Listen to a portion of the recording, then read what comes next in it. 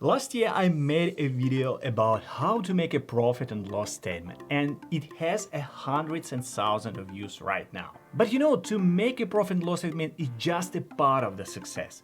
In this video I will show you not only how to make simple profit and loss statement, but what is more important, how to read profit and loss statements. You may need this skill every time you want to invest in any companies. In my case, I will show and explain Tesla's profit and loss statement. And I'm sure that after that you can apply for CFO position at Tesla. I'm kidding, that's not true. But making and reading a profit and loss statement is easier than it seems to be. Hi, my name is Dmitry Bonder. Hope you're doing well and stay because you like profit and don't like loss. And no matter how big or small is your business, profit and loss statement looks the same. Okay, look at this basic example of profit and loss statement. It doesn't matter what size of your company is. In your profit and loss statement there will be the same parts of it. So in almost every statement you will see a revenue, cost of goods sold, gross profit, operating expenses, and at the end it will be a profit before taxes. Okay guys, every time when I will be explaining you Tesla's profit and loss statements, please keep in mind this pretty basic example, it will help you a lot. So Tesla's profit and loss statement begins with revenues. Of course, not only Tesla's, but each and every P&L statement begins with revenue. In simple words, it's the money that has come from sales before any deductions. In a sense, the top line of the income statement is just as important as the bottom line, net profit. All of direct costs and expenses will be taken out of this beginning number. So the smaller top line revenue number is, the smaller expenses need to be if the company is going to stay profitable. So the total revenues of Tesla is $31,536 million, which includes automotive sales, leasing, energy generation, and all other activities. In your case, if you have a small mom-and-pop shop, for example, there would be categories like sales revenue, service revenue, etc.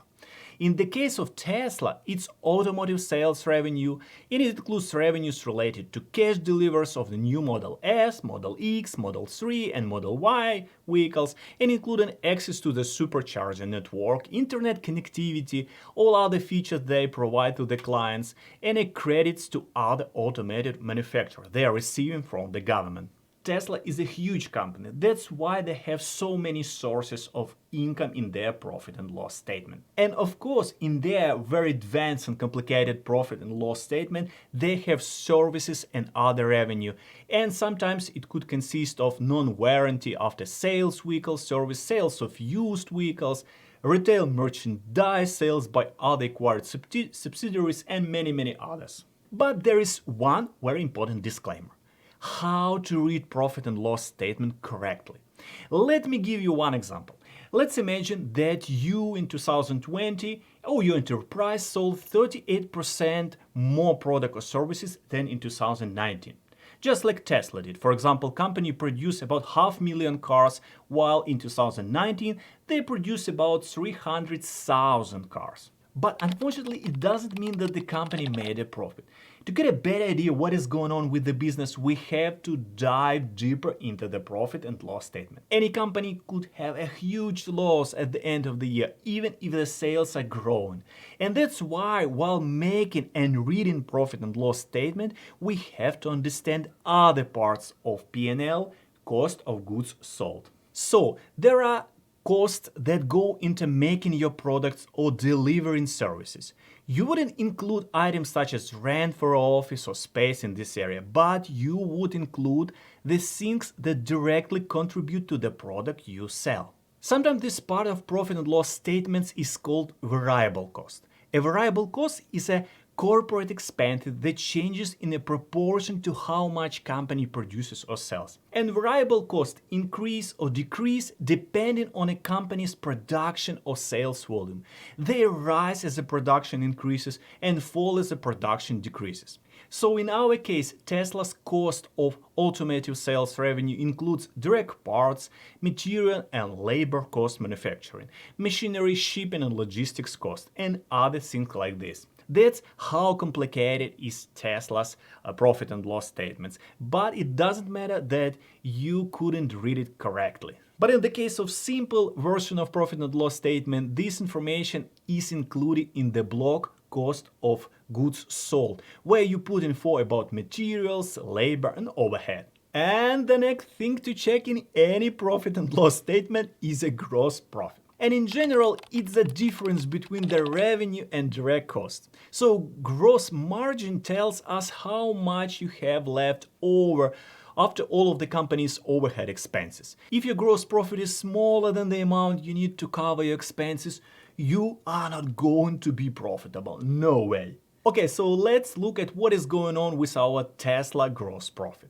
The total gross profit is about $6,630 million and total gross margin is 21%, which increased from 17% in 2019. So the growth of this number is a really good sign. Okay, now it's time to switch from the revenue to expenses. And don't tell me about your business, tell me about your expenses and I will tell you whatever you want about your business, just believe me. In any profit and loss statement, you will see a kind of operating expenses.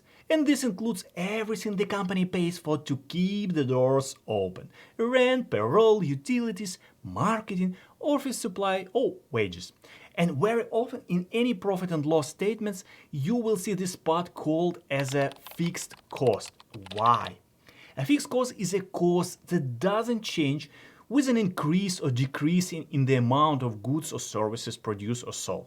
So fixed costs are expenses that have to be paid by a company or by you, independent of any specific business activities. And if we are coming back to Tesla's profit and loss statements, it's divided into research and development, selling, general and administrative expenses, restructuring expenses. For instance, in case of Tesla, they have very big plants all over the world, they have a lot of people, and that could be their operating expenses or fixed expenses. And finally, we are coming. The next line to check in any profit and loss statement is income from operations or operating income. Operating income, also called income from operations.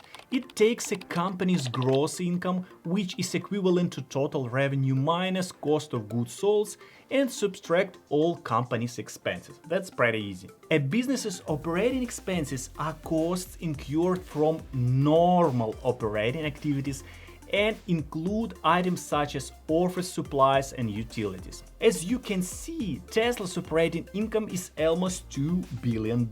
Nice job, Elon, nice job. But I hope you remember the moment when Tesla bought $1.5 billion worth of Bitcoin.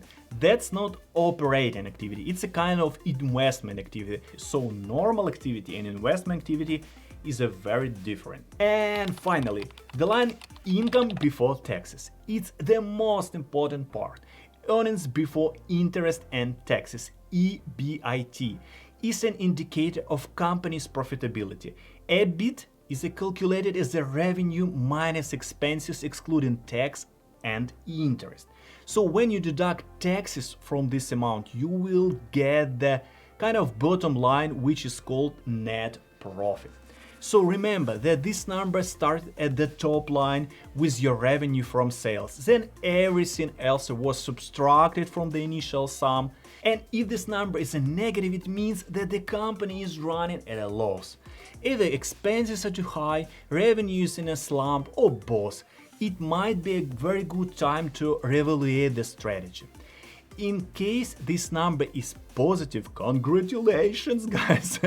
Company nailed it. Thank you for watching this video. As always, don't forget to smash the like button, subscribe if you haven't already, and go to sign up for Robinhood or Webull account, link will be below, and get a free stocks for you and me, or follow my link below to get $250 worth of free Bitcoin if you sign up with the link for BlockFi. Love you and see you soon.